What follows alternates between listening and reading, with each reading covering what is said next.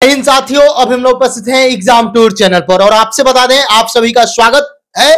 लेकिन बहुत सारे ऐसे अभ्यर्थी हैं जिनको अंदर अभी भी संशय है कि क्या 48,000 सीट क्यों खाली रख दिया गया, क्या समस्या हुआ कि 48,000 सीट खाली रखा गया। यानी कि संपूर्ण विश्लेषण, क्या बच्चे नहीं मिले या क्या क्या कठिनाई है, क्या आयोग क्यों नहीं 100% रिजल्ट दी और सरकार की क्या मंशा है, क्या दूसरा लिस्ट भी आ सकता है। संपूर्ण रणनीति पर A to Z यानी कि रिजल्ट पर चर्चा करेंगे नवीन सर से। सबसे पहले मैं आपको बता दूं, एक थोड़ा सा माफी चाहूंगा, बहुत लोग ये बोल रहे थे कि कट ऑफ सही नहीं हुआ, कट ऑफ सही होता इसका भी कारण मैं बता दूंगा, तो आप वीडियो को अंत तक देखिएगा। सर आपका स्वागत है एग्जाम टूर। जी बहुत बहुत धन्यवाद। सर क्या मानसा है, अभ्यर्थी यही प्रश्न पूछ रहे हैं कि क्या सेकंड लिस्ट आने की कितना संभावना है यदि देखा जाए तो। सबसे पहले तो तमाम अभ्यर्थी, क्योंकि 1,70,461 पोस्ट के लिए बहाली थी और 1,22,324 रिजल्ट सब मिला के दिया जाना है, जिसमें आपका 11-12 का रिजल्ट जारी कर दिया गया, 1 to 5 का रिजल्ट जारी कर दिया गया, संभवतः जल्द ही 9-10 का भी रिजल्ट जारी कर दिया जाएगा। तो तमाम वैसे अभ्यर्थी जिनका इसमें रिजल्ट हुआ है, पहले तो मेरे तरफ से, मेरे संस्थान की तरफ से ढेर सारी बधाई उनको कि अब एक नया जीवन शुरुआत करने का मौका मिल गया आपको, जिसके लिए आप लगातार जद्दोजहद कर रहे थे, लगातार इतने दिनों तक मेहनत आप किए, तो वो मेहनत आपका रंग लाया। अब सवाल ये उठता है कि 1,70,461 पोस्ट की बहाली में कुल 72% पोस्ट भरा गया, यानी कि 1,22,324 और इसमें 48,137 पद खाली रह गया। ये तो उनका डाटा, ये उनका डाटा है और हमको लगता है कि 50% सीट खाली रहने की संभावना है। यूं कहिए कि 48,137 पोस्ट खाली अकॉर्डिंग टू योर सेल्फ, मतलब आपके डाटा के अनुसार अभी तक में खाली दिख रहा है। लेकिन अभी आप देखेंगे कि जो लगातार स्टूडेंट यहाँ मिलने आ रहे हैं, उसमें बहुत सारे ऐसे बच्चे, 10,000 ऐसे स्टूडेंट हैं जो कि आप सीटेट को अपेयरिंग को वालों को मौका दिए थे, बीएड डीएलएड अपेयरिंग वालों को मौका दिए थे, तो 10,000 ऐसे अभ्यर्थी रहे कि जो कि इधर रिजल्ट उनका 1 to 5 में हो गया, लेकिन उधर वो फेल कर गए। आखिर वो जो सीट खाली होगा उस सीट का क्या होना है, पहली बात। और आप 75% सीट भरने की बातें बोल रहे हैं, 100% क्यों नहीं, और एक्स्ट्रा वेटिंग का प्रावधान क्यों नहीं किया गया है, क्योंकि आप देखेंगे कई जगह पर आपको यहाँ पर लूप होल दिख रहा है। 11, 12, 9, 10, 1 to 5 बहुत सारे ऐसे अभ्यर्थी हैं जिनका 11-12 में रिजल्ट हुआ है, 9-10 में भी है, रहेगा और 1 to 5 में भी उसका है। तो आखिर जो नीचे का 2 सीट वैकेंट होगा या जिनका 9-10 में होगा, अभी 1 to 5 में भी है, तो उनका जो सीट वैकेंट होगा उसका क्या।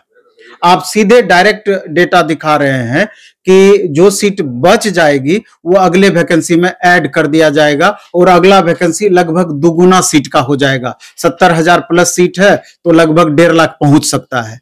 तो आखिर ये छात्र जो इस बार एग्जाम दिए थे, तो अगर आपको क्वालिफाई बच्चे नहीं कर पाते, आप 9, 10, 11, 12 छोड़ दीजिए, हम 1 to 5 की बात करते हैं कि अगर क्वालिफाइड स्टूडेंट नहीं करते तो एक मतलब आप कह सकते थे कि स्टूडेंट क्वालिफाई नहीं कर पाया, इस कारण से इतना सीट वैकेंट रह गया। और आपने यहां तक कहा था कि अगर स्टूडेंट नहीं पूरा होगा तो अगर जरूरत पड़ा तो 2 से 4% हम कट ऑफ को और डाउन कर सकते हैं। तो वैसी परिस्थिति में कट ऑफ जब आप डाउन करने की बात कर रहे हैं तो फिर अभी कहां, अभी तो जो आप कट ऑफ जाएगा अभी तो बताया ही नहीं है कट ऑफ, लेकिन जो स्टूडेंट बता रहे हैं अच्छे स्टूडेंट का भी सिलेक्शन इसमें 1 to 5 में नहीं हुआ, यानी कि कट ऑफ निश्चित रूप से आपका ज्यादा गया है।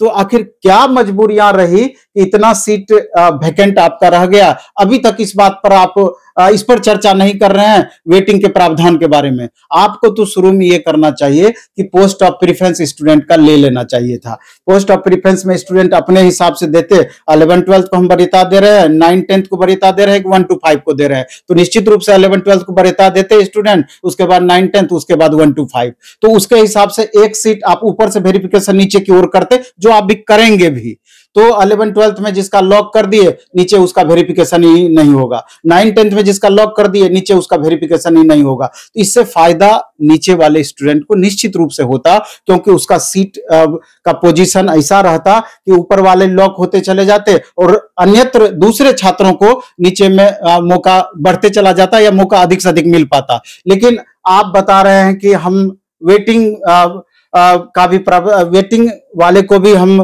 पूरा क्लियर करके रखे हुए हैं, जब मांगा जाएगा शिक्षा विभाग जब बोलेगी तो उसको हम जारी कर देंगे। तो आखिर इसमें कहीं ना कहीं हमको लगता है कि बीपीएससी चेयरमैन सर को तो वैसे भी वो बधाई के पात्र हैं कि इतना बेहतरीन तरीके से एग्जाम कंडक्ट करवाए और इतना पारदर्शी तरीके से हर चीज को किए, अपने आप में काबिल तारीफ है और पूरा इंडिया के आयोग को उनसे सीख लेने की जरूरत है। तो यहाँ तो पूरी तरीके से साफ सुथरी छवि बना करके सर निकल गए और उस योग्य भी है। लेकिन अब सारा दारोमदार तो शिक्षा विभाग पे चला गया है और शिक्षा विभाग पर छोड़ भी दिया गया है। तो क्या सरकार की इसमें रणनीति है? जिलेबी की तरह घुमाने में लगे हुए हैं स्टूडेंट को कि अभी तक इस बात को क्लियर नहीं कर रहे हैं।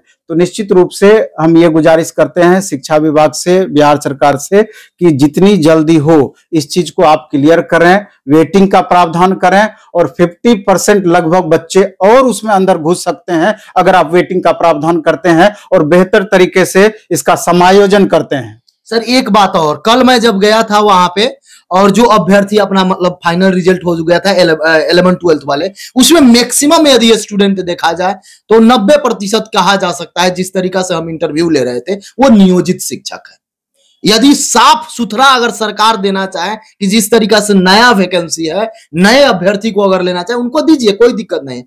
अगर उस तरीका से दे दिया जाए तो 30% भी सीट नहीं भरेगा और केवल ये आंकड़ा दिखाया जा रहा है कि हमने इतना भर्ती निकाली, हमने इतना बहाली किया और जो अभ्यर्थी हतोत्साहित है कि सर आप लोग कटअप बताए 60, आप बताए 65, मेरा 66 है, नहीं है, मेरा 68 है हो गया है, मेरा 67 है हो गया, इस टाइप से जो आरोप लग रहा है शायद वह किसी शिक्षक पर न लगता, ना कोई अभ्यर्थी आरोप लगाते। यदि सही तरीका से अभी भी किया जाए तो 48,000 सीट कम नहीं होता है। 50,000 इस तरीका से अगर सब कुछ देख लिया जाए तो 70-75,000 फिर से रिजल्ट देना पड़ जाएगा। क्या उम्मीद है कि रोक के रखे हैं कि अभ्यर्थी कहीं डिमांड करेंगे या अंतिम जब हो जाएगा, सब कुछ हो जाएगा तब देंगे? ये इस पर साफ सुथरा कहना चाहिए, वो सरकार कहे या आयोग कहे या शिक्षा विभाग कहे। सर इस पर आप क्या मांग करते हैं? एक बात पर आप गौर करेंगे, जैसे 11-12 की अगर बात की जाए तो बताया जा रहा है कि कुल मिलाकर 11-12 में 57,602 पोस्ट था, तो जिसमें 23,701 रिजल्ट दिया गया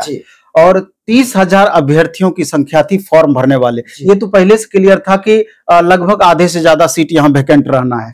तो 30,000 में 23,701 अभ्यर्थी पास की। अब सवाल ये उठता है कि जो यहाँ 7,000 कैंडिडेट जो पास नहीं किए, उसका भी रीजन है इसमें।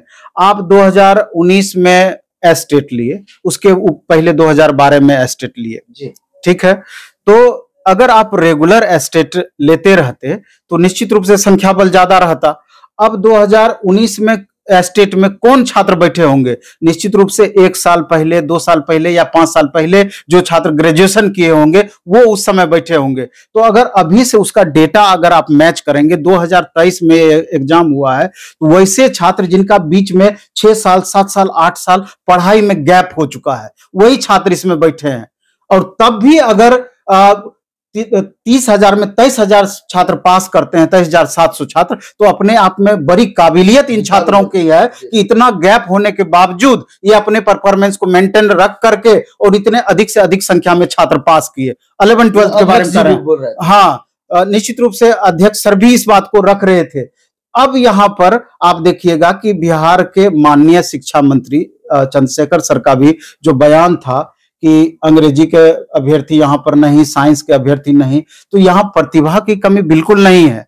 आप मौका कहाँ उस तरीके से दे रहे हैं? ईयर बाय ईयर अगर आप लेते रहते हैं स्टेट और संख्या बल जिस तरीके से इस बार स्टेट में अधिक से अधिक बच्चे पास किए और अगली बार जब वैकेंसी आएगी तो आपको क्या लगता है? सीट वैकेंट रहेगा? किसी भी सूरत में सीट वैकेंट नहीं रहेगी। तो ये कहीं ना कहीं गवर्नमेंट की पॉलिसी का भी शिकार ये चीज हुआ है। लेकिन फिर दोबारा हम कहना चाहेंगे कि गवर्नमेंट को 100% आश्वस्त करना चाहिए, शिक्षा विभाग को 100% आश्वस्त करना चाहिए कि हम वेटिंग का प्रावधान करेंगे और जितने भी इस तरीके से सीट वैकेंट होंगे तो निश्चित रूप से इन्हीं अभ्यर्थी से उस सीट को हम भरने की कोशिश करेंगे, तभी ये सारे बच्चे संतुष्ट हो पाएंगे। नहीं तो कहीं ना कहीं ये सब सारे बच्चे एक तरीके से फिर दोबारा से ठगा हुआ महसूस करेंगे। एक ही काम को 2 बार इनको करना पड़ेगा। नहीं, अब परेशान रहे। सर, जिस तरीका से बोला जा रहा था कि जब तक कुछ क्लियर नहीं होगा, अभी भी सर सुनवाई है, अभ्यर्थी परेशान है। वो लोग बोल रहे हैं कि जो भी कम रिजल्ट दिया गया है, कहीं ये सोचा जा रहा होगा कि सुनवाई में कुछ होगा तो फिर से रिजल्ट दिया जाएगा। आपको क्या लगता है सर? हमको लगता है कि मे बी चेयरमैन सर का ये मंशा हो या बिहार गवर्नमेंट का ये मंशा हो, तो इसमें लगा क्या है। आज 2 दिन की बातें हैं, 20 तारीख को फिर हो ही जाना है। तो अगर 20 तारीख को क्या डीएलएड या बीएड के पक्ष में मामला जाता है या दोनों के पक्ष में मामला जाता है, तो क्या इस सीट का समायोजन संभव है? अगर आप समायोजन कर देते हैं, पूरे सीट को भर देते हैं, बेस्ट वे है, और नहीं तो कहीं ना कहीं फिर विद्यार्थी ठगा हुआ महसूस करेगा यहाँ पे। सर, लेकिन जिस तरीका से लग रहा था सभी लोगों को, जो आप आंकड़ा दिए, अभी तक कोई इस तरह का आंकड़ा नहीं दे पा रहा था। सभी लोग बस यही ऐसे हो जाए वैसे हो जाए बोल रहे थे। ये बहुत भयावह आंकड़ा है सर। यदि सब कुछ जोड़ा जाए तो 75,000 सीट खाली रह जाना, जो भी आंकड़ा है।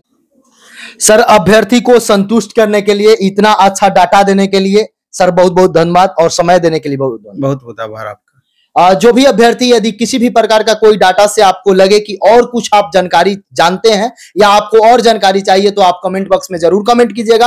आपके पास भी कोई आंकड़ा हो तो कमेंट बॉक्स में कमेंट करके मुझे बताइएगा, मैं फिर से इस पर डिस्कस करूंगा। और हमेशा से मैं बता दूं, एग्जाम टूर का ये खासियत है कि एक एक पॉइंट पर, एक एक बिंदु पर, एक एक डाटा के साथ मैं आता हूं। थोड़ा सा विलंब से ही आऊं, लेकिन डाटा के साथ आता हूं। तो आप 100% सेटिस्फेक्शन के लिए, 100% संतुष्टि के लिए एग्जाम टूर को सब्सक्राइब कर ले। जय हिंद।